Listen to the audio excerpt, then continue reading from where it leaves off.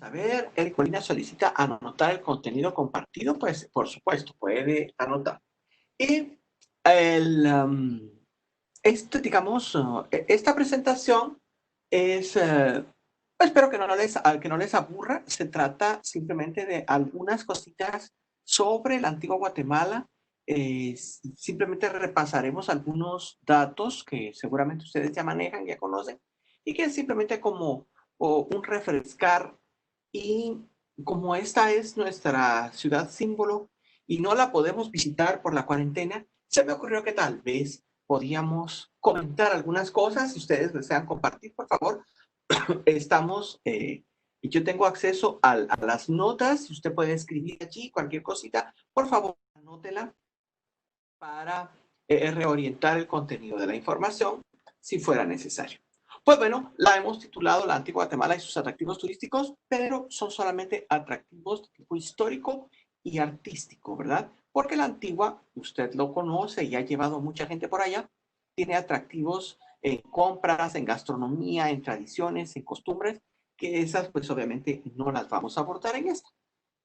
Bien, entonces fíjese por favor, estamos, voy a tener que cerrar esto. Ahí está. Ahí estamos. Cuando hablamos de la antigua Guatemala, a mí me gusta presentar esto porque son los gobernantes en España que están rigiendo el gobierno desde la metrópoli y es durante sus reinados que se construye lo que conocemos como la antigua Guatemala. En aquella época, Santiago, empezamos con Carlos I, el que gobierna España durante la conquista, y seguimos con Felipe II, su hijo, Felipe III, su nieto, Felipe IV, el bisnieto, y Carlos II, el tataranieto, que son la dinastía de los Austria o los Habsburgo, también con intereses en otras partes de Europa, y ellos como gobernantes le van a dar prioridad a la política europea. Y Guatemala, por no ser una región de producción minera, no hay oro, no hay plata, no hay diamantes, ni esmeraldas, ni perlas, va a tener un poquito menos de atención que otras regiones como México, como Perú, como Colombia. Luego, siempre para considerar las construcciones en la ciudad que en esa época se llamaba Santiago, pues continuamos con la familia Borbón, la dinastía de Borbón que empieza con Felipe V. El pobre Felipe pues termina sus días con trastornos mentales. Eh, Probablemente existe la teoría de que fuera sífilis, ¿verdad? Entonces ya para el final de sus días él no estaba bien en su juicio, pero continúan gobernando sus hijos Fernando VI y el más importante, Carlos III. Y usted recuerda, pues, el palacio llamado de los capitanes generales o Palacio Real, pues lo que tiene es el escudo de Carlitos III. Y Carlitos III es el que va a fragmentar el territorio centroamericano en 1785 con las intendencias, y es a partir de este fraccionamiento territorial que se van a formar las siguientes repúblicas. El territorio, personalmente, de acuerdo con usted, ha sido conquistado gracias a los caballos, a las armas de fuego, pero fundamentalmente a la división de los pueblos indígenas que se encontraban en continua lucha entre ellos. El 24 o 27 de julio de 1524 se funda el Cabildo. ¿Para qué se funda el Cabildo? Recordemos que no se ha construido ni una casa, nada, en 1524. Lo que se hace es el establecimiento de una institución que es el ayuntamiento, que le permite legalmente al conquistador Alvarado tomar decisiones sin que haya después la posibilidad de una persecución legal. ¿Cuál era la idea? Esto lo aprendió él de Hernán Cortés, no es que se le ocurriera a Alvarado. Se le ocurrió a Hernán Cortés, que había tenido formación en leyes, y él había trabajado con un notario, entonces conocía las leyes españolas, y al formar un ayuntamiento, un cabildo, si él tomaba una decisión, perdón, estaba respaldado por el resto de los pobladores. Entonces, así no lo podían someter a juicio. Usted se acuerda que Alvarado tiene que enfrentar 2 juicios en España y siempre sale bien librado por este tipo de argucias legales. Pero esta argucia legal es interesante porque es el origen de la ciudad de Santiago. ¿Y por qué Santiago? Bueno, ¿se acuerda usted que la población española tiene un fuerte fanatismo religioso? Ellos están convencidos que el que les ayuda a ganar las batallas es el apóstol eh, Jacobo, pero en el grito de batalla Santiago, ¿verdad? Por eso es que no decimos San Santiago, sino que simplemente Santiago.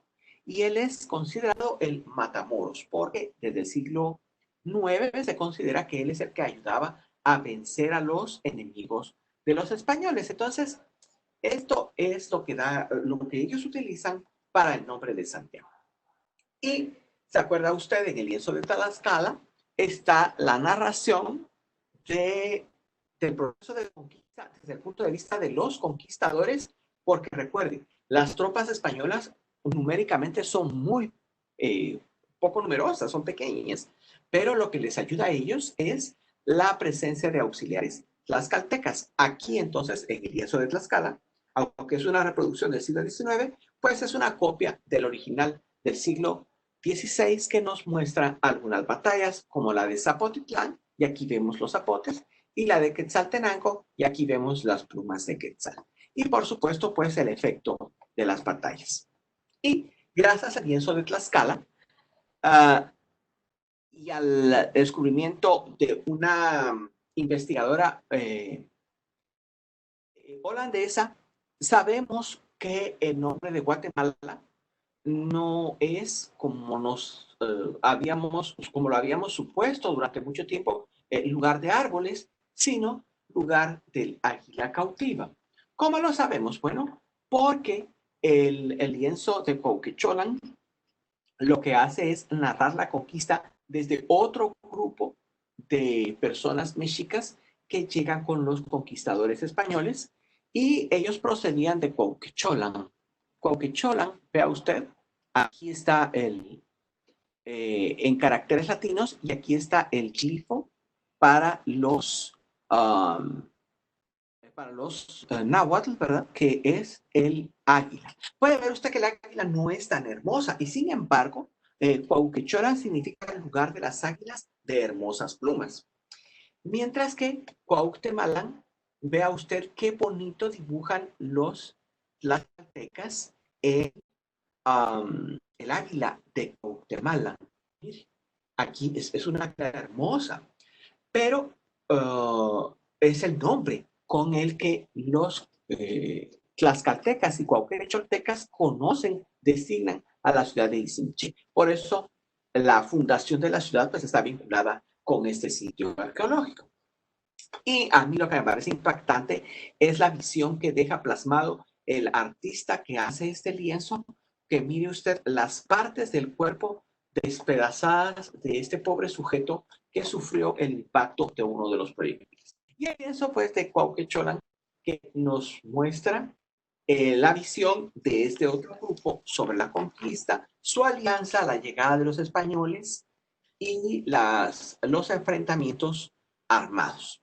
Entonces, digamos, aquí tenemos una batalla en Olintepeque, siguen las huellas de los piecitos y de los caballos, tenemos una batalla en Chichicastenango, siguen los piecitos, aquí hay un desvío, aquí siguen los piecitos, otra batalla en Olintepeque, porque recuerden que esto no es un lienzo geográfico, no es un mapa, sino es un recordatorio para que las personas que saben interpretar estos lienzos cuenten la historia.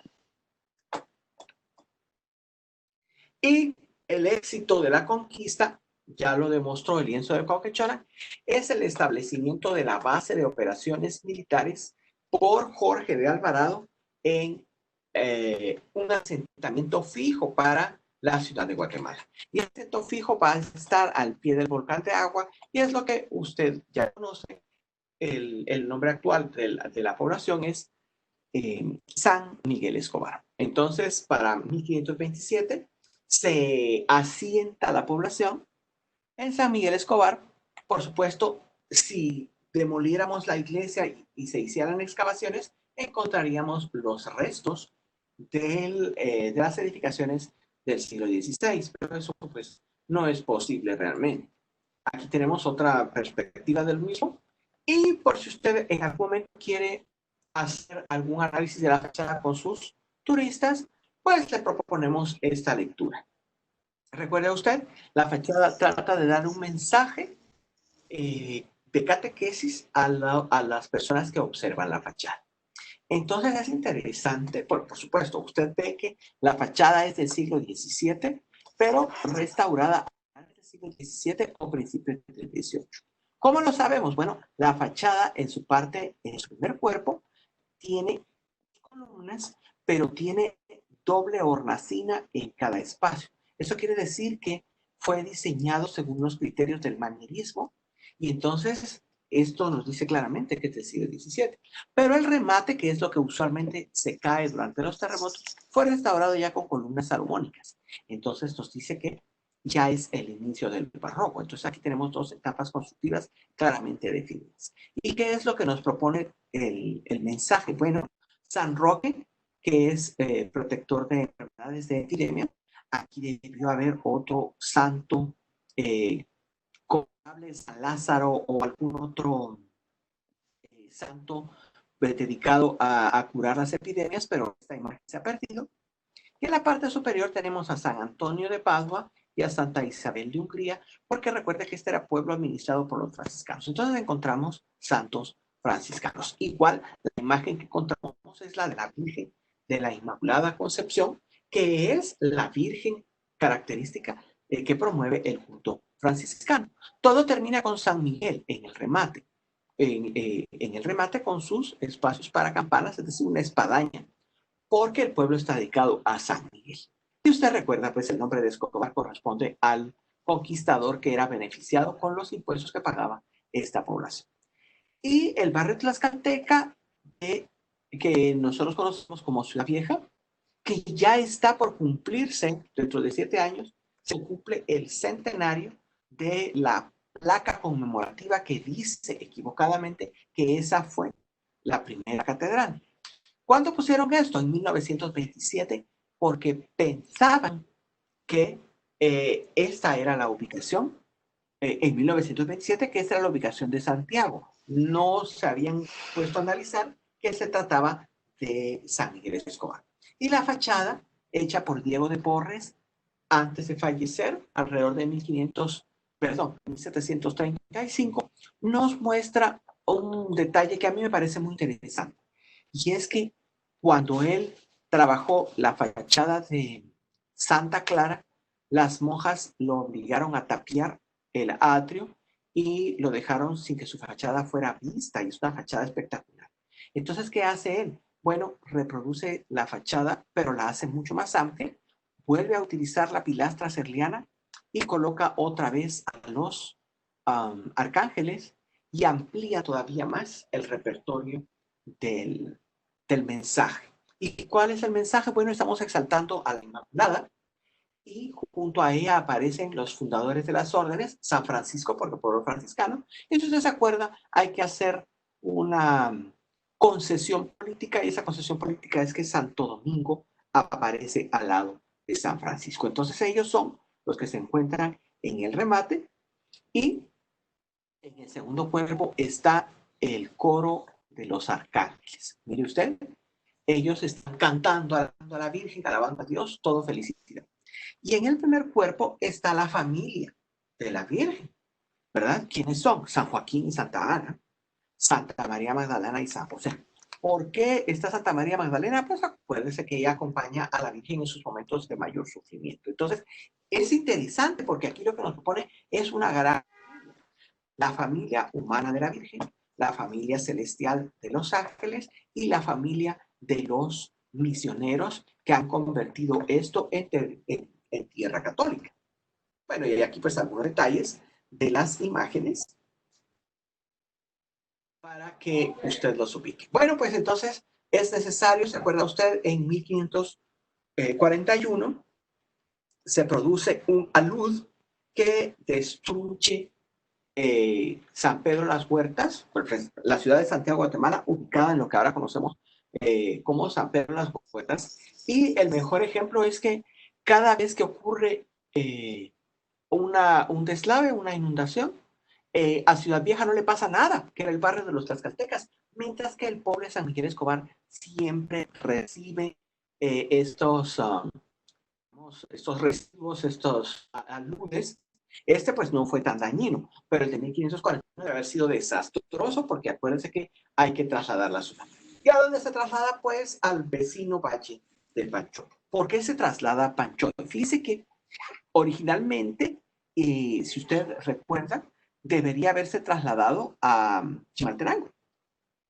¿Pero qué pasó? Porque esa es la decisión que habían tomado las autoridades. ¿Pero qué pasó? Muchos españoles que habían sido conquistadores y que habían sido beneficiados con tierras, las habían recibido a los lados del río Pensatí. Como Guatemala no tenía oro, plata, perlas, esmeraldas, entonces no queda más que forzar a la gente a trabajar para ellos, son sus esclavos, y ya tienen aquí sus labores, sus plantaciones de trigo, plantaciones de maíz y de otros productos, y entonces ellos no quieren perder la comodidad que tienen, porque San Miguel Escobar para la Antigua hay poca distancia. Entonces, si se trasladaban a Tachimaltenango, sus tierras les quedaban muy lejos. Entonces, hay una presión de parte de los conquistadores que todavía viven en Santiago para que el obispo marroquín y el gobernador de la cueva cambien de opinión. Y de hecho cambian de opinión. Trasladan la ciudad no a Chimaltenango, sino que al valle de Panchoy o Pancán. Y por eso tenemos esta joya arquitectónica aquí, al lado del río Pensativo, porque por presiones políticas ellos deciden que se establezca acá. Para 1532 ya había recibido su escudo, que es precisamente Santiago de Guatemala, ¿verdad? Santiago en la parte superior y los tres volcanes que se aprecian en el área, aquí exhibiendo sobre todo el volcán de Fuego. Y en 1566, Felipe II le concede el título de muy noble y popular. Estos datos me parecen a mí útiles. Veamos los terremotos. En el siglo XVI están reportados 1565, 77 y 86. En el siglo XVII hay más, mire usted, 4 terremotos. Para el siglo XVIII son 3 terremotos importantes. Para el siglo XIX otra vez 3 y para el siglo XX otra vez 3. Pero mire, esto es interesante. 1577, 1773, 1976. Es decir, en siglos alternativos, es decir, cada 200 años, ocurre un terremoto fuerte al finalizar casi el ciclo. ¿Verdad? 1577, 1773, 1976. Por lógica, para 2176 tendría que haber otro fuerte. No, perdón. Ah, sí, 2176. Y el terremoto fuerte del siglo XIX hay uno en 1830 y otro en 1874. Suponemos, o deberíamos suponer, que podría existir un terremoto fuerte alrededor del año 2030, unos añitos antes, unos añitos después, porque acuérdense que los movimientos pues, son cíclicos y eso es lo que afecta las construcciones. Y la presencia de las órdenes religiosas. Recuerde que Guatemala es partida en 3 partes para su evangelización. Una le queda a los sacerdotes que dependen directamente del obispo marroquí, que es el clero diocesano, otra parte a los franciscanos, otra a los dominicos, y cuando es incapaz la orden dominica de abarcar todo su territorio, le quitan un pedazo, Huehuetenango y San Marcos, y se la dan a la orden de la Merced. Eso se explica con facilidad porque en la ciudad de Santiago, pues estos eran los conventos más fáciles. Otro dato que, pues seguramente usted ya conoce y no hay problema, pero que a mí me gusta repetir, es la razón del éxito económico de Santiago de Guatemala. Su éxito económico no se debe al oro ni la plata, porque no actual. Se debe a que los españoles descubren que en esta parte de acá se puede comercializar el cacao y mandarlo a vender al centro de México, donde toda la gente quiere el cacao de la parte sur de Guatemala y de Soconusco. Entonces, las primeras fortunas, los primeros acaudalados, son precisamente los exportadores de cacao. Y en este planto tenemos la distribución originaria de la ciudad, que son solamente estas manzanas, y la ubicación de los 3 conventos importantes: Santo Domingo, La Merced y San Francisco, que estaban, si usted se da cuenta, separados de la ciudad por alrededor de una cuadra de terreno. ¿Cuál era la idea?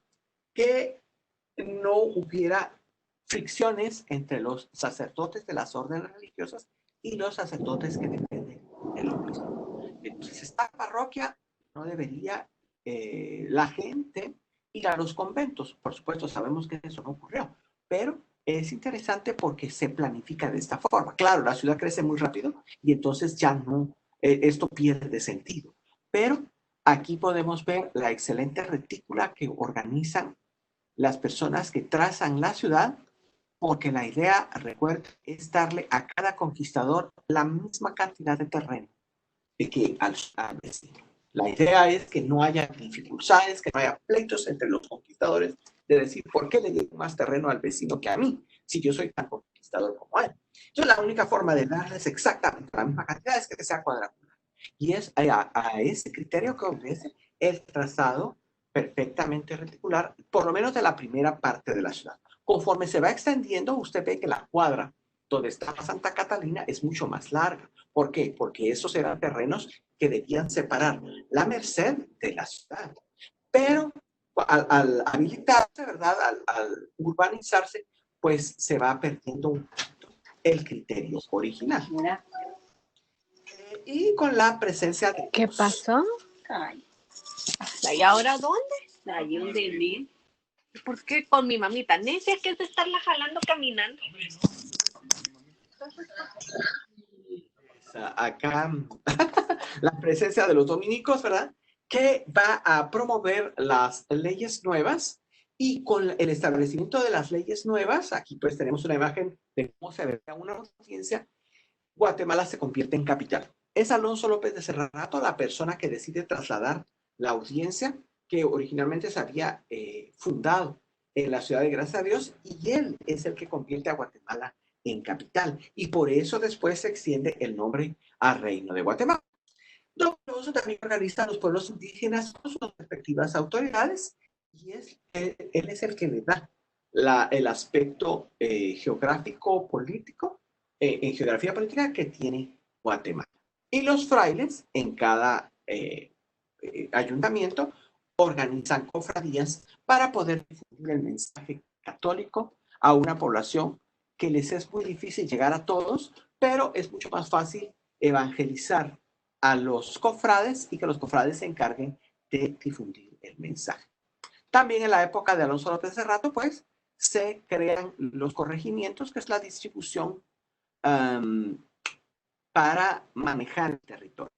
Mientras que tenemos pueblos de población indígena con sus autoridades, los corregimientos siempre van a ser gobernados por españoles. Entonces tenemos la audiencia con su presidente, oidores y fiscal, que abarca lo civil, criminal, pero también militar y administrativo, y el ayuntamiento, que en el caso de Guatemala tiene 15 regidores perpetuos que eligen 2 alcaldes ordinarios en periodo anual. Eso es lo que dejó establecido desde la época de Alvarado. Y en este organigrama, pues, tenemos una idea gráfica de cómo era el control. El rey es la persona que realmente lo controla todo. Usted puede ver acá que el Papa, en teoría, controla las órdenes religiosas y a la iglesia, pero queda cortado. ¿Por qué? Gracias al Real Patronato es el rey el que controla la iglesia en su territorio. Entonces, el edificio del Palacio el Palacio Real, o llamado también Palacio de los Capitanes Generales, es la sede de todo el gobierno, porque incluso tiene jurisdicción para controlar al obispo que está enfrente. Entonces, esa es una cosa interesante que pensemos la importancia de las decisiones que se tomaban en ese edificio. Además, la administración de todo el territorio conocido como Reino de Guatemala, pues, está en ese edificio.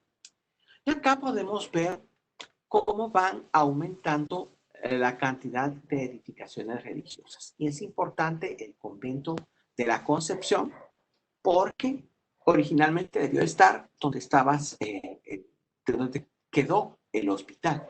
Y el hospital estaba acá, pero ¿se acuerda usted que cuando llegan las monjas hacen un intercambio de terrenos, ¿verdad? Una permuta, y ellas prefieren quedarse en las afueras de la ciudad porque saben que pueden extender su territorio para que el convento crezca. Mire el tamaño que tuvo este convento, ¿verdad? Se supone que llegó a tener hasta 400 monjas al mismo tiempo. Era un convento muy grande, porque ahí pues no solo estaba la monja, estaban las sirvientas y las esclavas de cada monja. Por eso era una comunidad tan grande. Y en cambio, el Hospital de Santiago quedó como un pequeño predio donde pues se hicieron algunas modificaciones y en el siglo XVII se le entregó a la Orden de San Juan. Fíjense que es interesante porque nosotros siempre lo vemos como el Hospital de Santiago, y es que ese era su nombre, pero en los documentos del siglo XVIII la gente dice el Hospital de San Juan de Dios.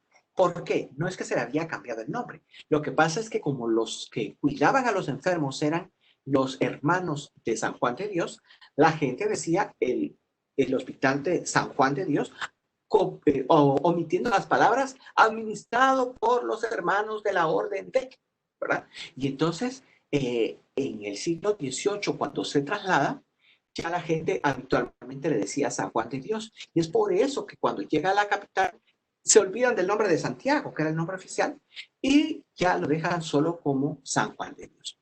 Vemos acá otras edificaciones religiosas, ¿verdad? Como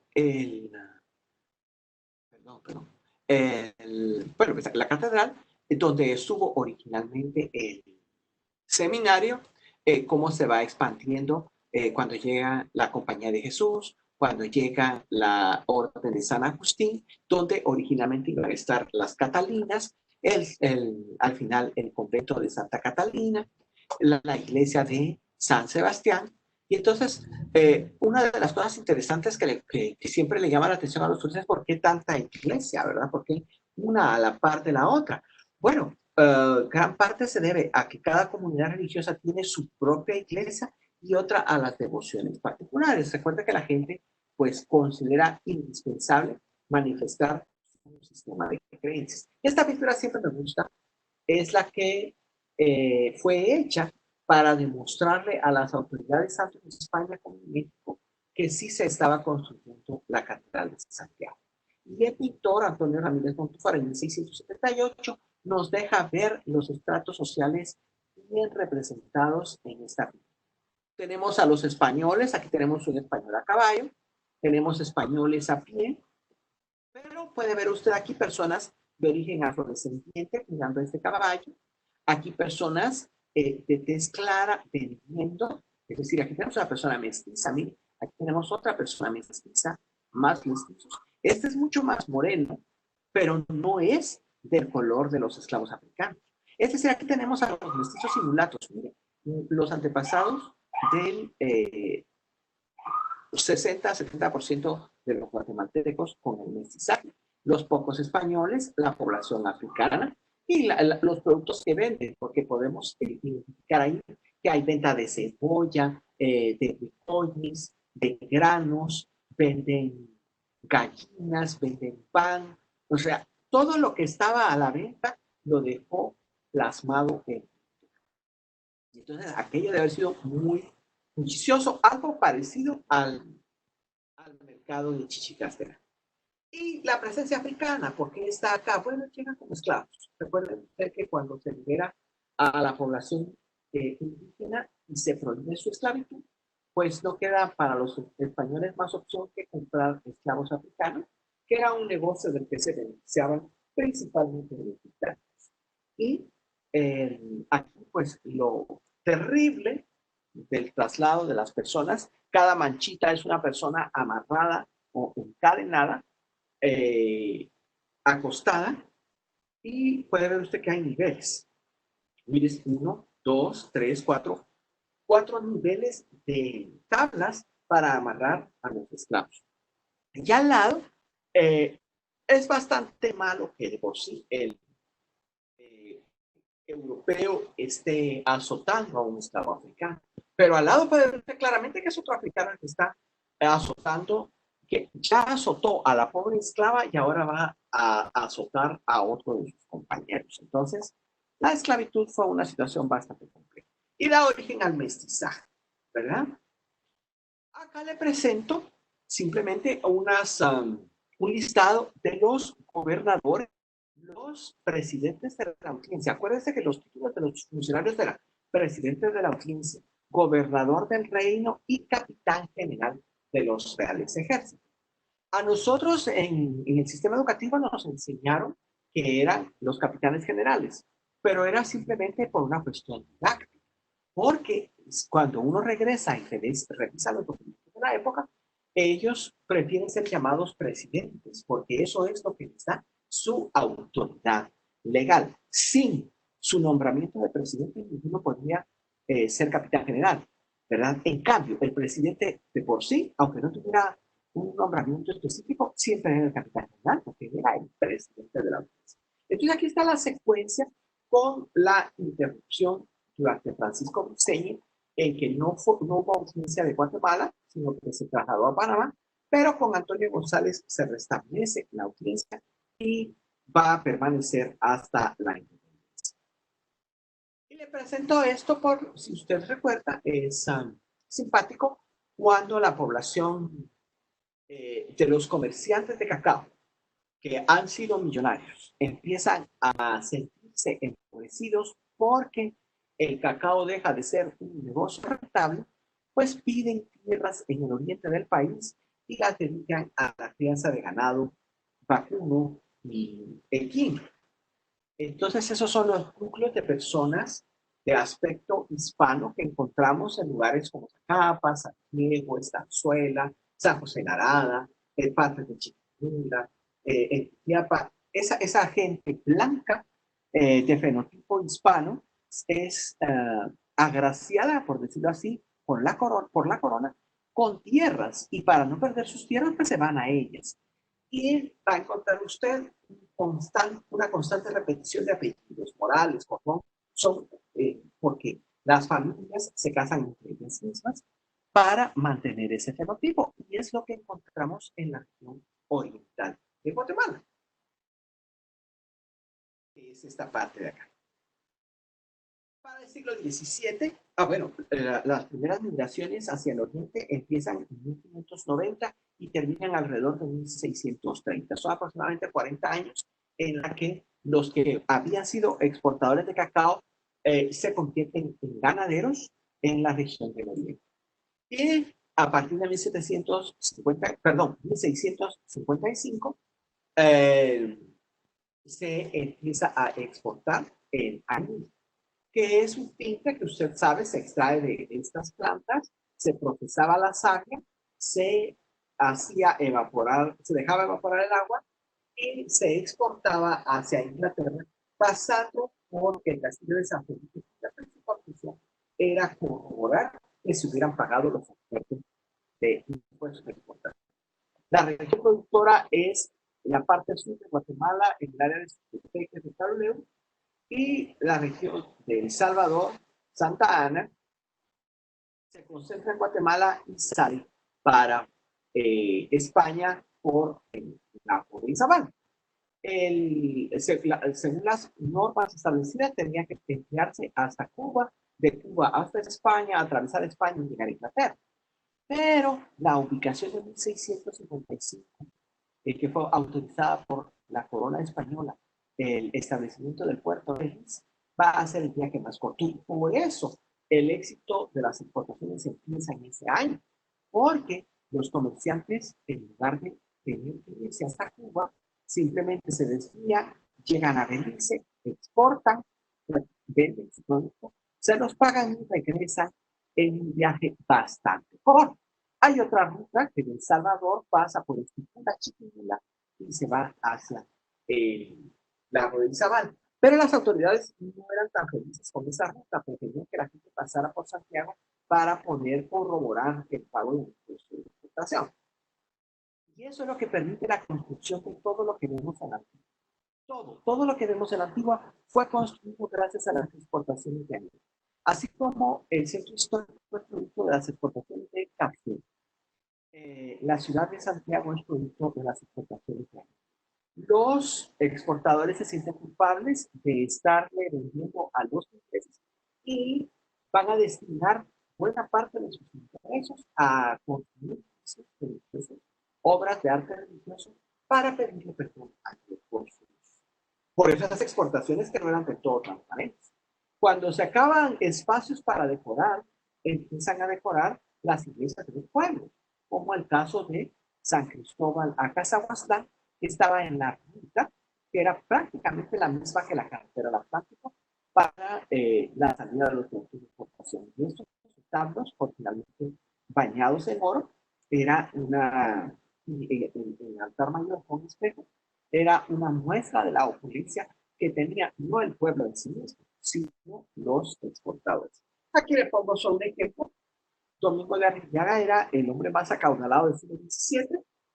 Su fortuna se estimaba en 600,000 pesos. Su casa estaba en la primera avenida. Yo el año pasado, este año no tuve la oportunidad de ir al Antiguo, pero el año pasado estaban reconstruyendo esa casa. Estuvo destechada por muchos años, estaba pintada de celeste.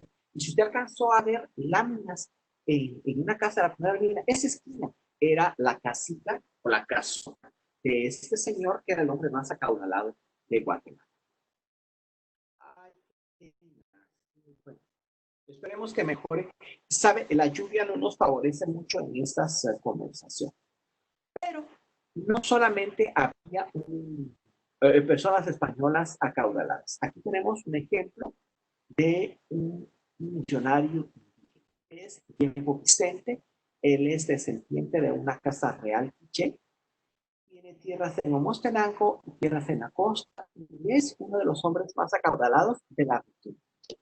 Había acaudalados en todas partes de la región. Pero estas personas no acostumbraban dejar testamento, entonces no sabemos a cuánto ascendía la cantidad de sus fortunas personales, como si lo hacían los españoles. Pero este señor, sabemos de su existencia porque cada español que llegaba a la región le quería robar algo a don Diego, o le querían robar ganado, le querían robar tierras, productos, granos, algo le querían robar. Y don Diego siempre utilizó los recursos legales en Santiago de Guatemala para recuperar sus bienes. Y como tenía dinero, pagaba a buenos abogados y ganaba los pleitos. Entonces, fíjense, por favor, en el siglo XVII tenemos españoles ricos, tenemos indígenas ricos, pero no hay mestizos ni menos afrodescendientes acaudalados. Eso sí, no existe. Bueno, está ya la misma, la construcción de la catedral. El siglo XVII termina con la conquista de Petén, que empieza en 1695, pero va a terminar hasta 1697. Y la expedición que sale de Santiago fue un fracaso. Mire, unos llegaron hasta por aquí y se perdieron. Otros salieron aquí juntos, dos expediciones. Unos se dirigieron a Mateo y Satán, los otros siguieron hasta Ocosinco y se perdieron y mejor se regresaron. Aquí de Cobán salió otra expedición y no llegaron a muy lejos y ahí se tuvieron que regresar. Es interesante porque esta expedición que salió de Santiago de Guatemala, como fue un fracaso, ocasionó problemas importantes en la ciudad de Santiago. Hubo una serie de motines porque la gente quedó empobrecida con o sea, se imaginaba que tenía oro o perlas o algo así. Y cuando las expediciones fracasan, no solo regresan con las manos vacías, sino que ellos habían gastado en comprar armas, espadas, pistolas, mosquetes, y regresan con deudas y con las naves vacías. Entonces, uno se puede preguntar por qué construyeron el gran conjunto de la recolección donde está. La razón es esto. Como hubo levantamientos en el barrio de San Jerónimo por esta expedición fracasada, las autoridades deciden construir el edificio de la recolección donde está, porque le dieron trabajo a las personas, a los habitantes del barrio de San Jerónimo, y entonces construyeron aquí un enorme complejo. Entonces, aquí está, usted, el barrio de San Jerónimo ocupaba espacio más o menos como ese que le estoy marcando en la diapositiva, y al construir aquí el gran complejo de la recolección, se aprovechó toda esa mano de obra, la gente tenía empleo, desapareció temporalmente en la sombra de la pobreza, la amenaza del hambre, y entonces ya la gente se tranquilizó, y eso le dio estabilidad social a la ciudad de Santiago a principios del siglo XVIII. Entonces, mientras los otros edificios se fueron construyendo por diferentes razones, este tiene un trasfondo político, porque originalmente, si usted lee los documentos, la orden de la recolección, los frailes recolectos de la propaganda no iban a estar aquí, iban a estar en el Calvario. Pero el Calvario era un pueblo, perdón, una población tranquila, mientras que San Jerónimo era complicado. Entonces, construyen aquí en San Jerónimo y la situación se normaliza. Entonces, fíjese, por favor, hay esas cosas políticas detrás de los edificios que me visitan. Esta pintura me gusta porque nos muestra el cambio de dinastía. Aquí puede ver usted a unos españoles vestidos en la moda de los Habsburgo o Austria, y a un español vestido a la francesa como Felipe. Esta pintura, aunque no fue hecha en Guatemala, fue hecha en México. Cristóbal de Villalpando, lo que están viendo aquí es el cambio político de la dinastía reinante en España. Esto solo vio él en México, pero también estaba pasando en Guatemala. Por eso a mí esta pintura me parece interesante, porque nos muestra el momento preciso en el que hay un cambio en Europa que afecta directamente a Guatemala. Y para 1740, este es el listado de los principales inmuebles. Está la catedral, las parroquias, los conventos con sus iglesias,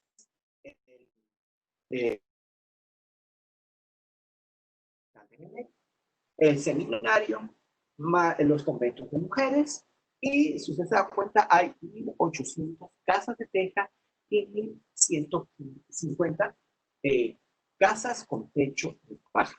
¿Dónde estaban las casas con techo de paja? En los alrededores, ¿verdad? Por ahí, ¿cómo se llama? Por la Alameda de Santa Lucía, por el Calvario, del otro lado el río Pensativo, pero las casas de teja están donde ahora miramos las casonas de teja. Y el siglo XVIII tiene esta secuencia de presidentes de la audiencia. Estamos hablando desde don Alfonso de Ceballos y Villapierre en 1752 hasta, perdón, este señor Martín Mayorga, que decide el traslado a la ermita. Continúa la secuencia ya en la nueva Guatemala de la Asunción, que termina con Gainza al firmarse la independencia. Y una cosa simpática, fíjese por favor, cuando se traslada a la ciudad, el 80% o más de las casas de la antigua estaban hipotecadas. Usted ve que Santiago no tenía bancos, no existían bancos en el gobierno español. El primer banco lo va a crear Carlos III al final de su reinado en España, y se tardan muchos años en establecerse bancos en Guatemala, pero bastante tiempo.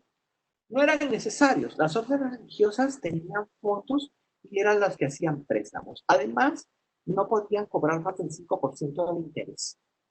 Entonces la gente podía pedir prestado a prestamistas, porque no era ilegal, pero los prestamistas cobraban unos intereses mucho más altos.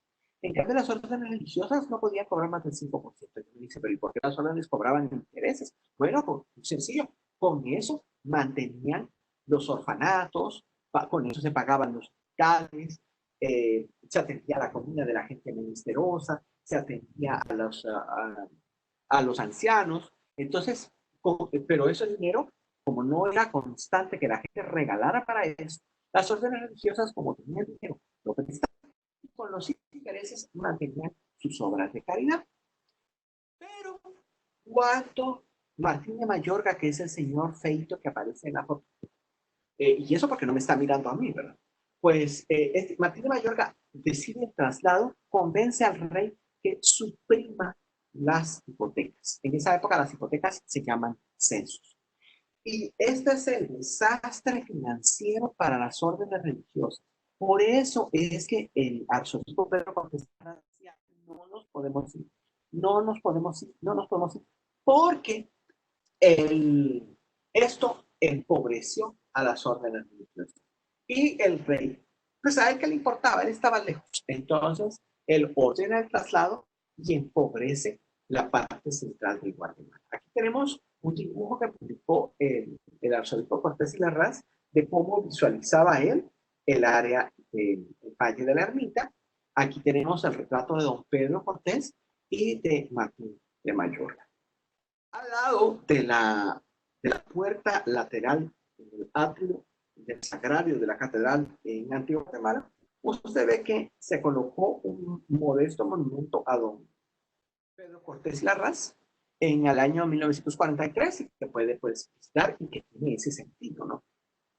Pero además, el traslado de la población española de Panchoy a la ermita tiene una parte negativa para los propios españoles. ¿Y cuál es?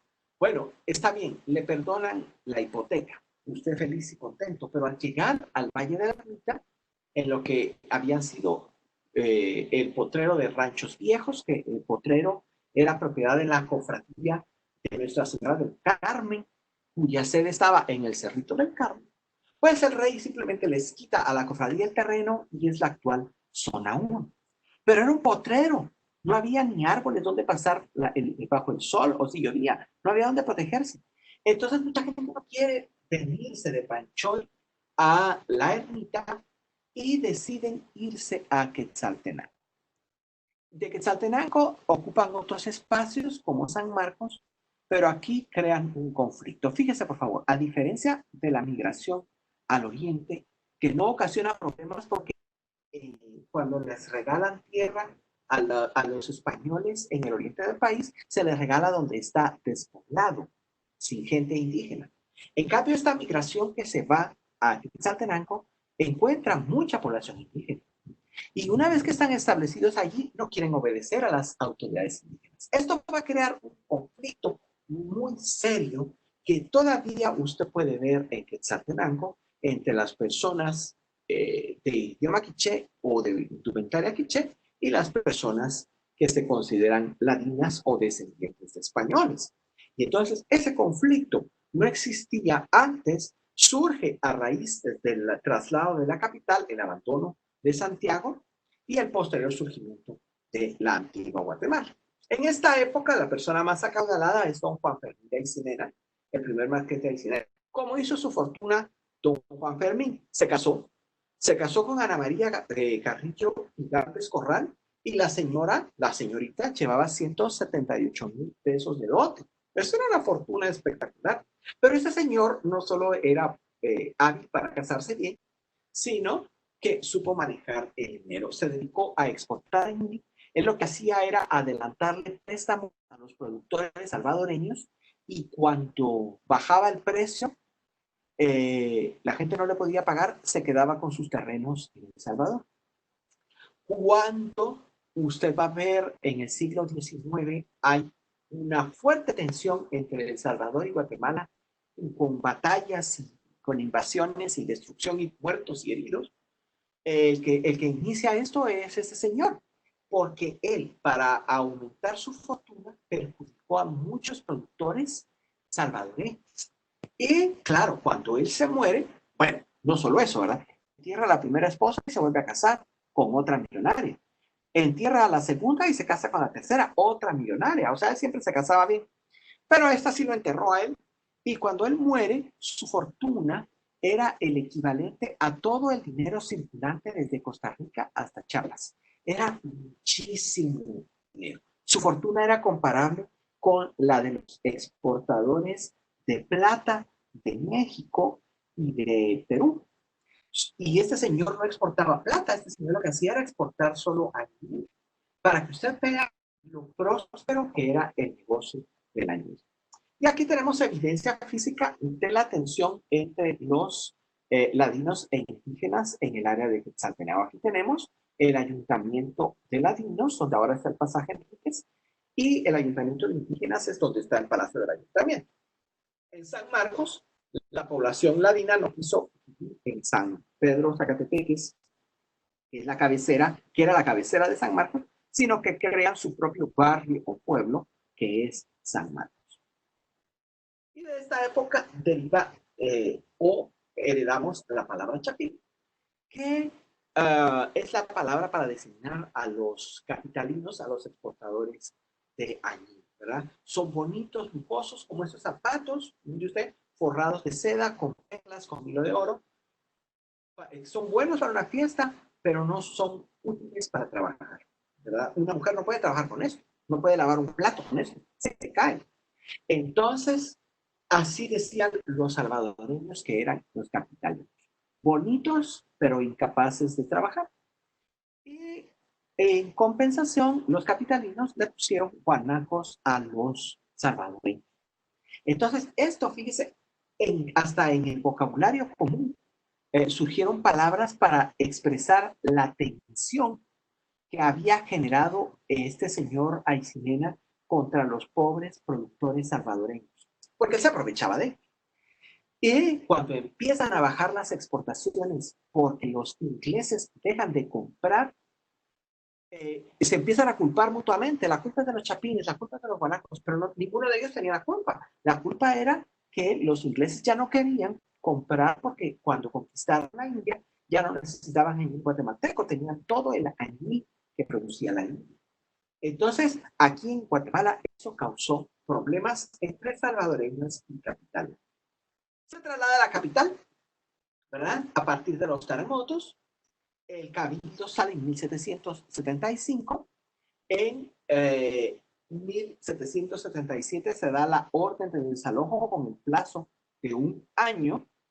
En 1779 se manda inspección que efectivamente la gente haya salido de la ciudad, y lo que hizo la gente fue esconderse dentro de las partes que se lo permitían las construcciones. Y ojo, recuerde usted, la gente que vive en las casas de teja es la que abandona Santiago, la que abandona Panchón.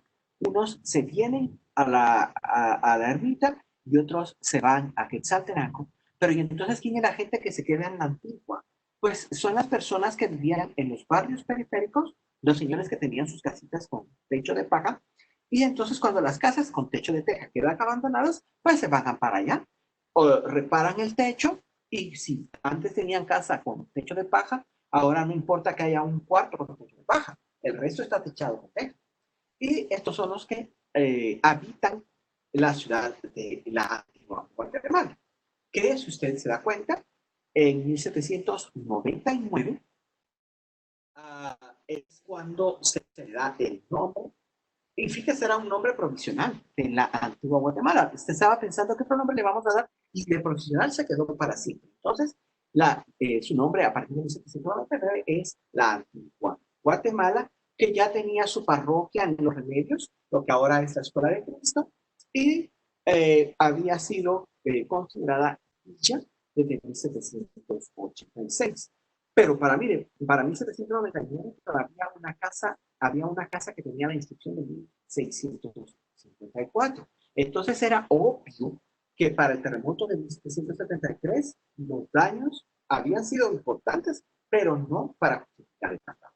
En el siglo XIX, el alcalde Lorenzo Montufa cerró varias calles. Si usted se acuerda, a la par de la iglesia de Santa Teresa, cuando uno visita la ruina de Santa Teresa, tiene una puerta hacia un lado, una puerta lateral.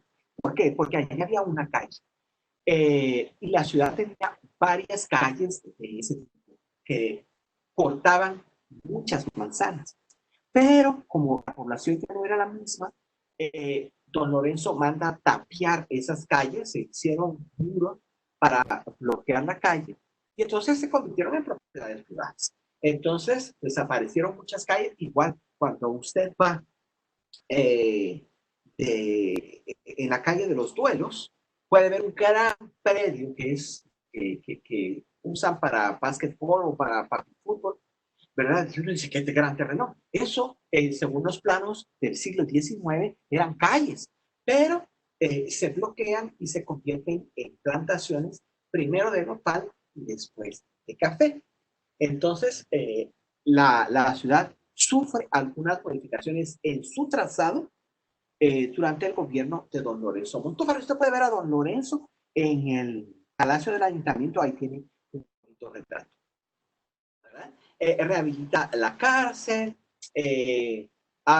repara el templo de San José. Recuerde que la catedral es rehabilitada una parte con el nombre de parroquia de San José, y entonces por eso es que los antigüeños le dicen San José Catedral al edificio. Nosotros le decimos la antigua catedral, pero realmente es la parroquia de San José ahora, pero fue la catedral, ¿verdad? Entonces el nombre de San José Catedral queda todo, aunque recuerde que la catedral estaba dedicada a Santiago, no a San José. Bueno, total, se jura la independencia en esta ciudad y durante un tiempecito fue la cabecera de Guatemala como provincia, ¿verdad? Cuando se organizó la República Federal, la capital estaba en la ciudad de Guatemala, pero la capital de la provincia de Guatemala fue por un rato la ciudad de la antigua Guatemala. Cuando se desarma la federación, pues la capital sigue siendo la capital, ¿verdad? Y bueno, es lo que le mencionaba hace un momentito, ¿verdad? Cuando fue temporalmente la capital de la provincia o estado de Guatemala. Y en esta época empieza el éxito de la grana, que va a sustituir la importancia del añil en las exportaciones. De esta época datan muchos dibujos. Esta fue la iglesia de la recolección. Ahora solo vemos pedazos de la iglesia. ¿Por qué no soportó el resto de terremotos? Bueno, porque acuérdense que estas estructuras están hechas como cajas. Entonces, si usted bota una parte de la caja, las otras tres partes también se pueden caer en el siguiente terremoto. El problema que tuvo esta fachada es que perdió los muros laterales y para los siguientes terremotos ella quedó solita para detenerse por sí misma. Por eso es que ya no vemos más que partes de los ingresos, ¿verdad? Pero miren qué bonita era la fachada. Y ojo, cuando vemos esquipulas, hay reportes que tenía columnas salomónicas, o sea que el aspecto de esquipulas originalmente tiene que haber sido muy parecido a esto. Recuerde que el que termina la recolección es Diego de Porres, que es el que diseña esquipulas y la hace su hijo, ¿verdad? Entonces, esto nos da muchas luces. ¿Cómo era el aspecto de la Compañía de Jesús? El Palacio Real. Y uno puede decir, bueno, toda esta parte se cayó para los terremotos. No, acuérdese que se ordenó que se desmantelara el palacio para trasladar las columnas a la Nueva Guatemala. Y entonces durante muchos años, casi 100 años, las columnas estuvieron amontonadas detrás de esta estructura. Esta era una venta de carnicerías y otras cosas de mercado, ¿verdad? Entonces atrás estaban amontonaditas, así apiladas las columnas del palacio, listas para subir las carretas y que los bueyes se las llevaran. Pero la Cuesta de las Cañas, que era la entrada, era mortal para los pobres bueyes. Entonces eso fue atrasando y al fin todo el mundo se olvidó de las dichosas columnas y ya no se trajeron al Valle de la Ermita. Eso permitió que a finales del siglo XIX se reconstruyera la fachada. Entonces, fíjese, este grabado es de alrededor de 1826. Entonces vemos que solo está la parte central y tanto en el segundo piso como en el primero, y falta lo demás. ¿Pero por qué? Porque esto había sido demolido inmediatamente, no es que se cayera. Y vea usted en el parque central, lo que teníamos era construcciones bastante formales como puestos de comercio. Esta es otra vez, perdón, esta es de San Francisco y usted puede ver que hay paredes porque los predios fueron utilizándose posteriormente. Y ojo, a principios del siglo XIX se construyó esta capilla lateral para la veneración de los restos del hermano Pedro. Otro grabado, puede ver usted la iglesia de Santa Catalina y puede ver cómo tiene contrafuertes aquí. Porque originalmente se fueron hechos para que la iglesia no colapsara durante los terremotos. Por esa razón, usted ve que la base del arco en este lado, junto a la iglesia, es más ancha que la que está del otro lado frente a las casas, porque estaba alineada con estos contrafuertes. En el siglo XIX, un alcalde pensó que era bueno eliminar los contrafuertes para ampliar la banqueta. Solo porque el cielo es maravillosamente misericordioso, los terremotos no han botado la pared, porque ha perdido parte de su soporte. Por eso, hace algunos años se construyeron en ladrillo unas vigas aquí para que esta parte de la pared, esperemos que no se caiga para el próximo terremoto. Y puede ver usted que el pasillo del Arco de Santa Catalina no tenía su torrecita ni tampoco su reloj. Tenemos una foto de 1875 de Múnich desde el Cerro del Manchén. Lo conocemos como el Cerro de la Cruz porque don Jorge Ubico ¿cómo se llama? Porque don Jorge Ubico mandó colocar una cruz allí en 1943 para conmemorar el otro centenario de la ciudad. Y entonces lo conocemos como el Cerro de la Cruz, pero originalmente la gente le decía del Manchén. Cuando Muybridge sube, seguía siendo del Manchén. Y aquí tenemos una foto muy simpática. Usted puede ver las plantaciones de nopal, pero ya algunos cafetales, árboles de sombra, porque la ciudad, como muchas manzanas estaban deshabitadas, fueron convertidas en espacios agrícolas, ¿verdad? Todo lo que había sido el convento de los mercedarios, aquí puede ver usted, está plantado, donde ahora funciona el Colegio de La Salle. Y, un edificio perdón, la otra parte del palacio, que ya en esta parte se ve reparada, es de lo primero que se reparó en la segunda mitad del siglo XIX para dar cabida a las oficinas de gobierno. Acuérdense que fue la capital temporal, aunque las oficinas estaban donde ahora está el Museo de Arte Colonial, que en su tiempo fue la Universidad de San Carlos. Aquí vemos otro edificio muy hermoso, la Iglesia del Carmen. El aspecto ruinoso que tenía en 1875 todavía tenía su imagen. Y aquí puede ver esta foto, es simpaticísima. Observe que el señor está sentado en los fragmentos de una fuente. Esa es la fuente que se ha traído desde San Francisco y está por instalarse un poquito a la derecha de donde está el señor sentado. Entonces aquí, mire, si la foto es de 1875 y los fragmentos están ahí en 1875, es obvio que la fuente fue trasladada, sacada de San Francisco e instalada en el atrio de la Merced en 1875, a más tardar 1876. Y entonces aquí puede ver usted con toda su belleza la iglesia porque no habían plantado los arbolitos. La ciudad de Santiago no tenía muchos árboles en su interior porque no los necesitaba. Cada casa, cada patio, cada convento tenía sus propios jardines con árboles. Entonces a la gente no le parecía necesario tener árboles en las calles, ni en los atrios, ni en las plazas.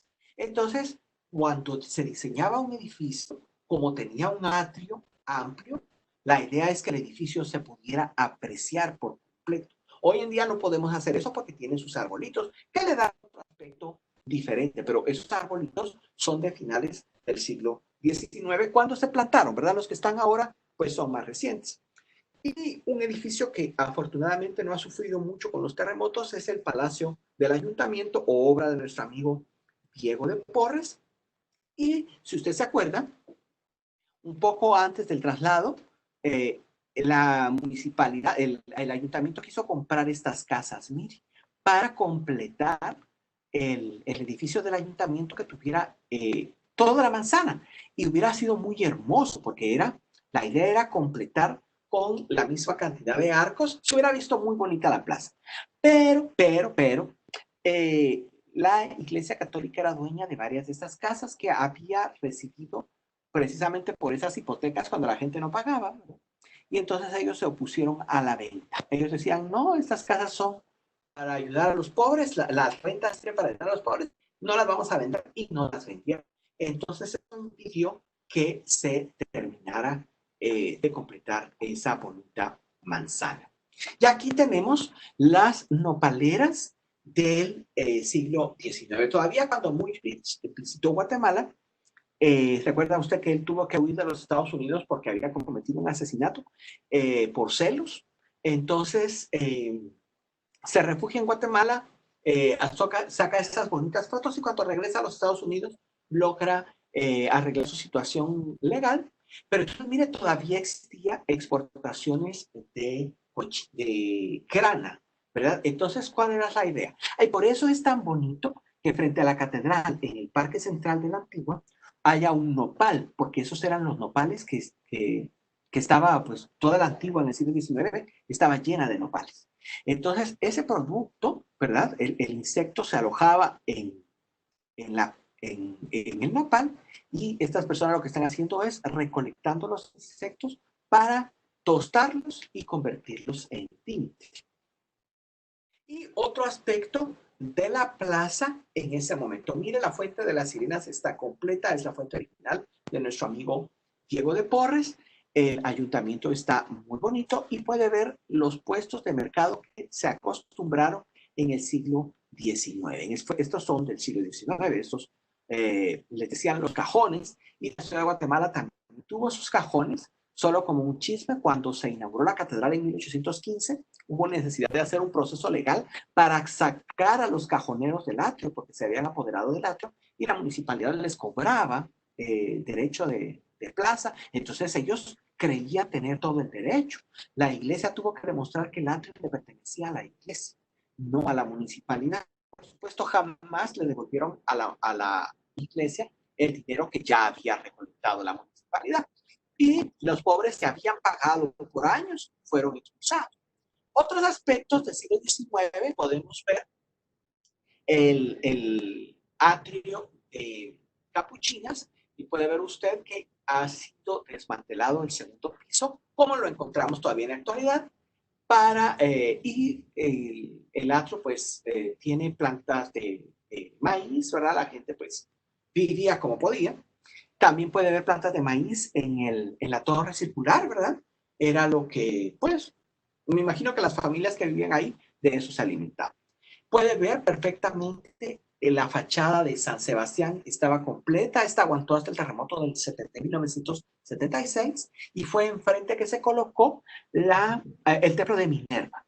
Cuando se demolió el templo de Minerva es cuando se colocó la pila de San Sebastián, que es una réplica de la fuente que está en la iglesia de Santa Clara, obra de nuestro amigo Diego de Porres. Bueno, ya pues entonces también es de Diego el conjunto de capuchinos. Entonces, ¿qué pasa con la restauración? En 1896 se restaura el palacio y se coloca alumbrado eléctrico en el palacio. En 1920 se da la orden torpe de demoler la hermosa Fuente de las Sirenas para colocar un kiosco. En 1920, Alfred Clark y su hermano empiezan a visitar Guatemala porque eran hijos de uno de los empleados de la United Company en la subsidiaria que era la IRCA, y les gusta Guatemala, y Alfred dice hay que traer turistas a Guatemala. Entonces, en 1927 se regulariza la presencia turística en la Antigua. ¿De dónde venían los turistas? De Estados Unidos. Llegaban en la gran flota blanca de la UFCO, bajaban en Puerto Barrios, subían al ferrocarril de la UFCO, llegaban hasta Guatemala y en Guatemala sí tenían que agarrar vehículos automotores, los carros de esa época, y se iban hasta la Antigua y a la gente le encantaba la Antigua.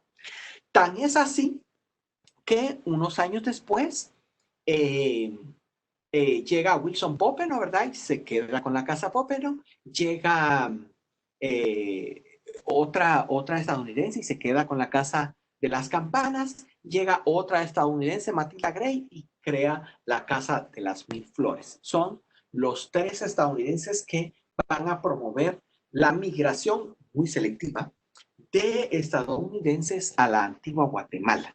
Pero, la verdad, el mérito es de Alfred Clark, que empieza a traerlos. Y, bueno, un caso especial es doña Matilda Gray, porque ella vino a Guatemala a comprar textiles para un museo en los Estados Unidos. Ella era millonaria. Imagínense usted, su rancho llegó a ser el principal productor de petróleo en los años 20 y 30 a nivel mundial. O sea, la señora tenía todo el dinero del mundo. Y le encanta tanto Guatemala que compra la manzana completa y hace la Casa de las 1000 Flores, donde ahora está el hotel Casa de las 1000 Flores, ¿no? Entonces, fíjese, aquí es cuando empieza el turismo hacia la antigua Guatemala. En 1921 se celebra el primer centenario de la independencia y en el 27, como les decía, las actividades se oficializan, las actividades turísticas con gente común, pues eran estadounidenses de dinero, pero no megamillonarios, ¿verdad? Sino gente de dinero que viene a conocer Quiriguá, porque es lo que está en el camino.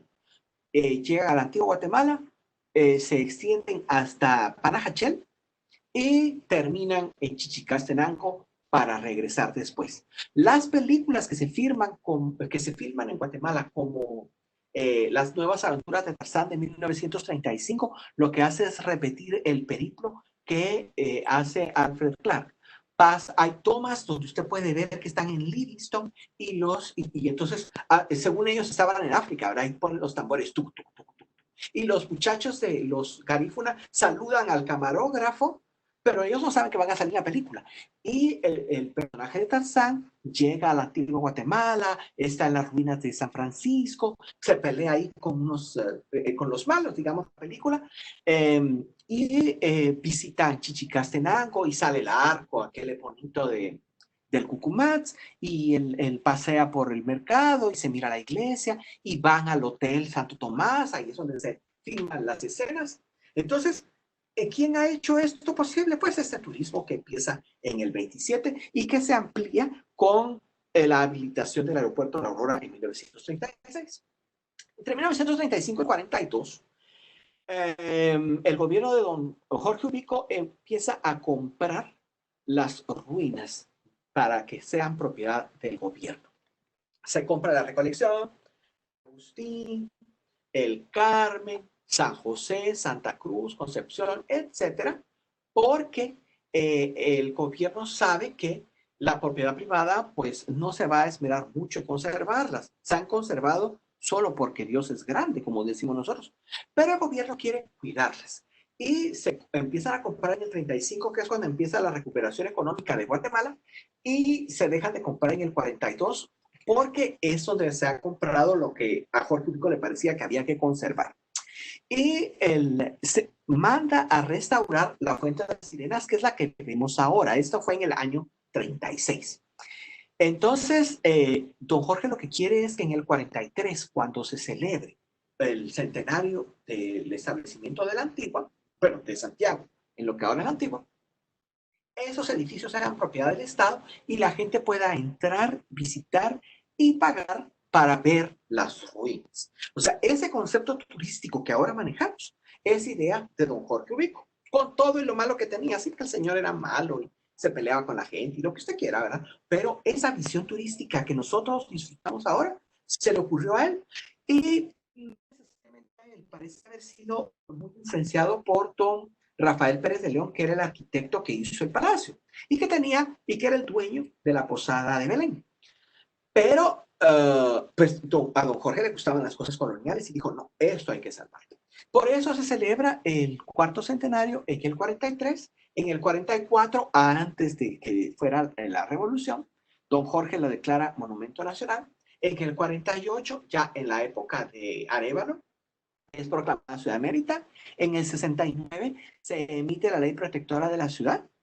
En el 73 hay un convenio para recibir apoyo de la OEA para consolidar algunas ruinas. En el 76, mire lo que es la mala suerte con M de mucho, muy mal.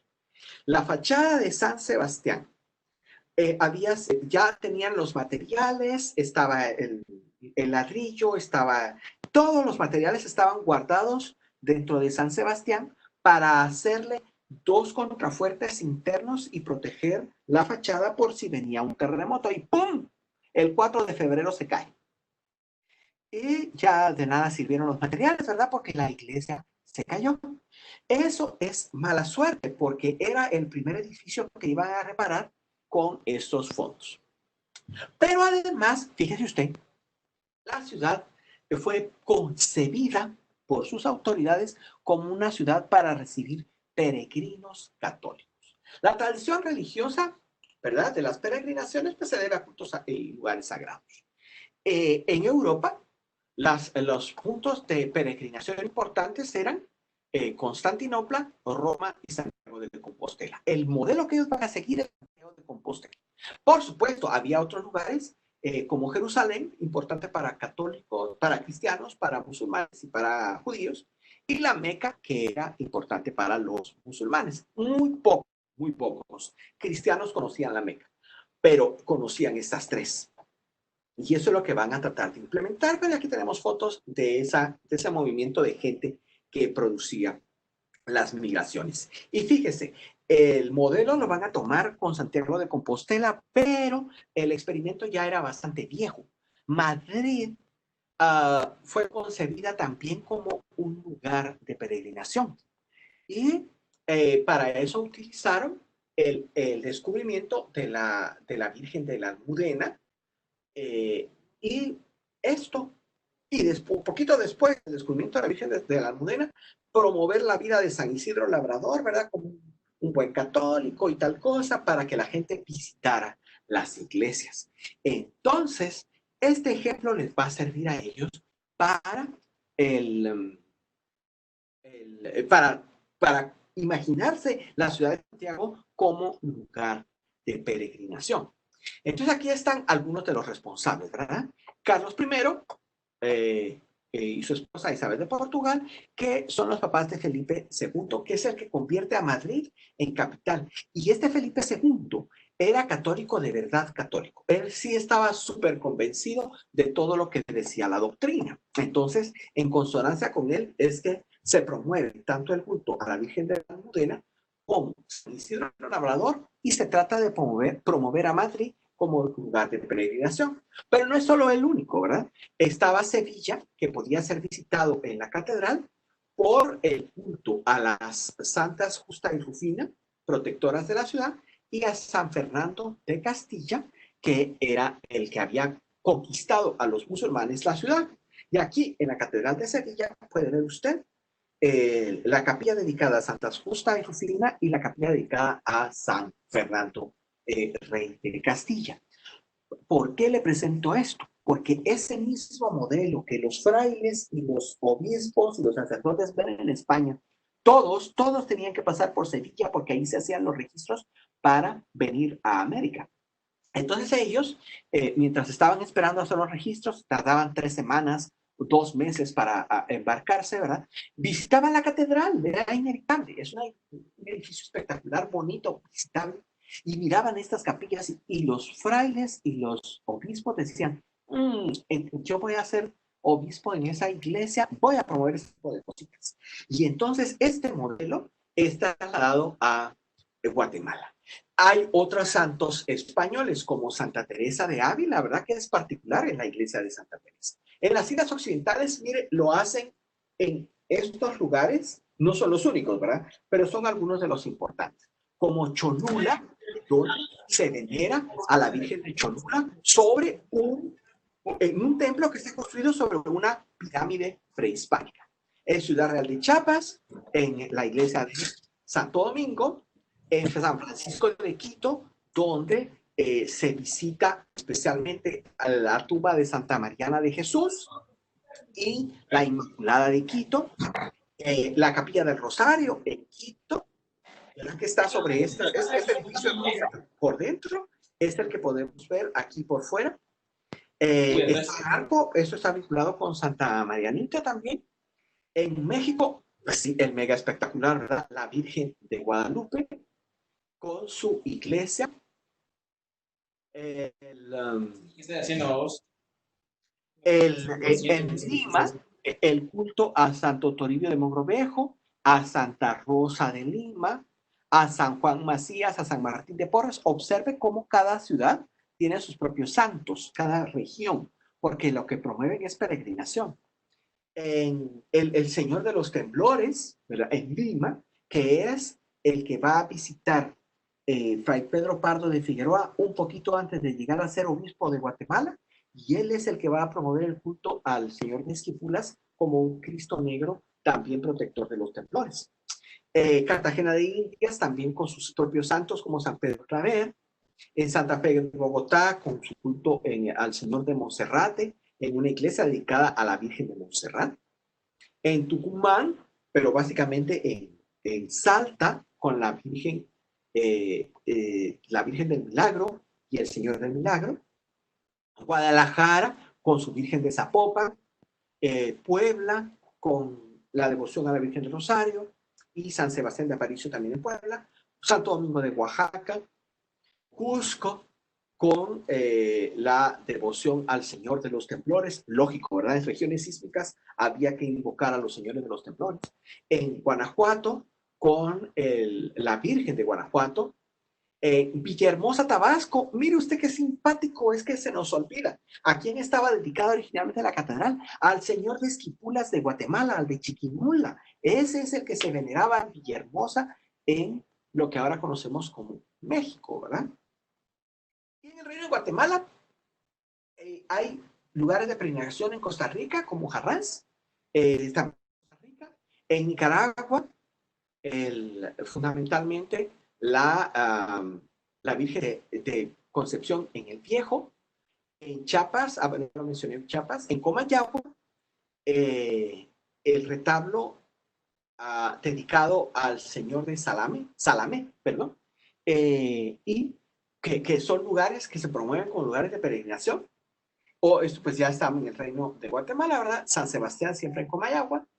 Y mire usted, en la Villa de San Antonio está la Virgen del Rosario Capitalina, ¿verdad? La Virgen de Guatemala está allá en Comayagua. En Tegucigalpa, con su propio lugar de peregrinación, el Templo de Dolores. Pero la importante en Tegucigalpa es la Virgen de Suyapa. En Chalchuapa, mire, ya nos vamos acercando, ¿verdad? En Panchimal, con El Salvador. En San Pedro Metapán. En Chantla, nos vamos un poquito de largo. Mazagua, Virgen del Rosario originalmente. San Juan Ostucalco, otra Virgen del Rosario. La Ermita del Carmen, considerando que cuando era un lugar de peregrinación, que estaba aislado. Y al fin llegamos a Santiago. Y entonces, fíjese, por favor, la expansión de la ciudad. Y en la catedral, mire usted, la catedral tiene las gracias de Santiago de Compostela, que fue lo primerito que vimos en las cuestiones de peregrinación. Está la Virgen del Socorro, que es conquistadora y que se parece mucho al concepto tanto de la Almudena como de Montserrat, como de la de Guadalupe Española. Está el Cristo de los Reyes, que se parece mucho a los cultos promovidos en otros lugares de peregrinación.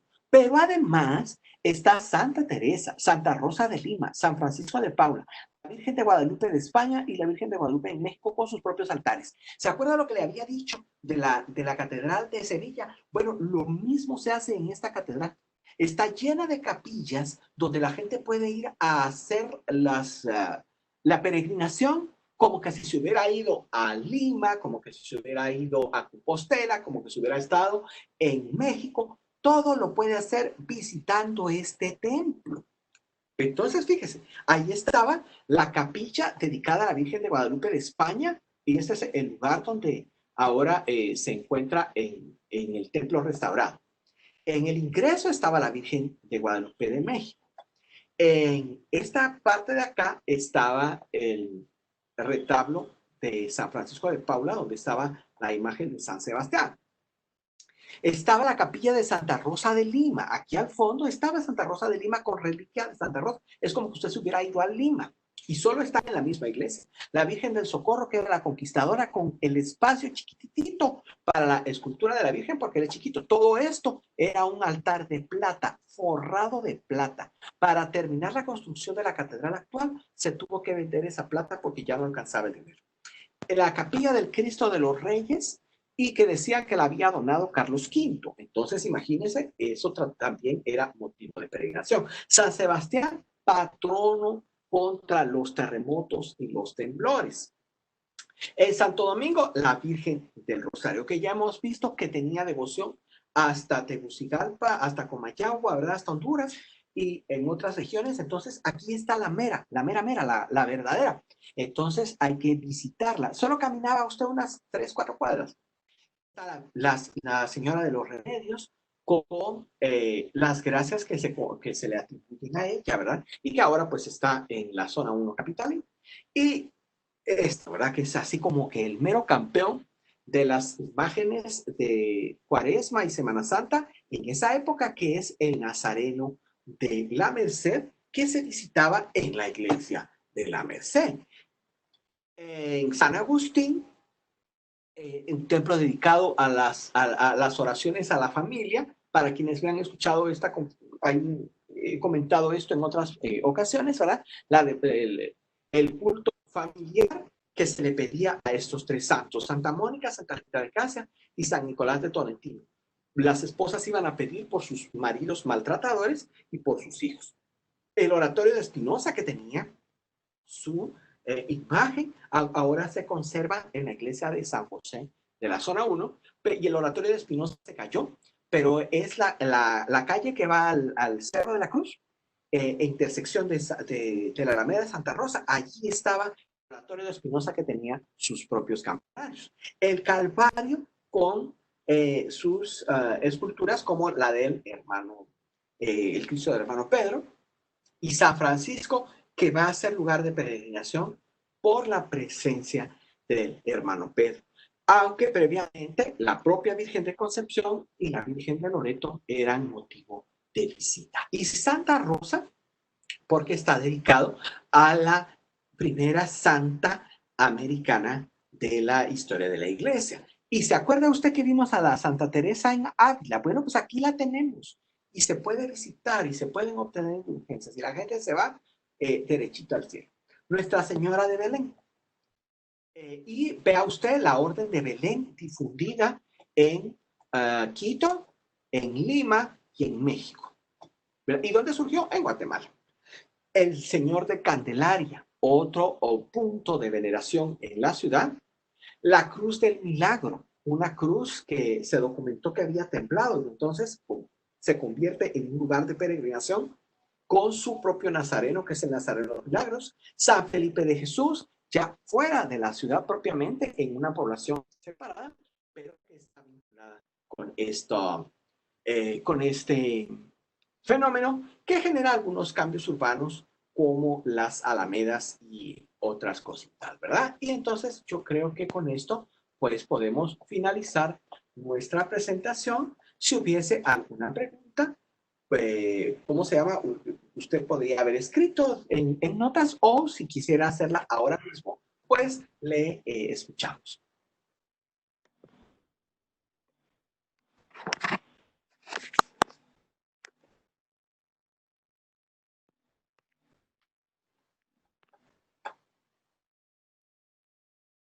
Ay, gracias, Ivania, qué gentileza de su parte.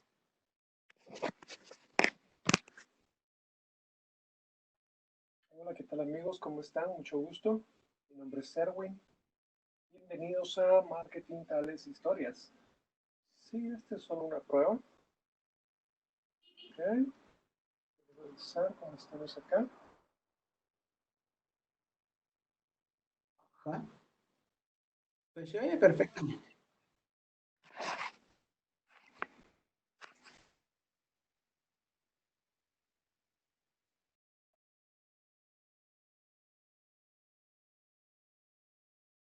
Pues bien, no sé si,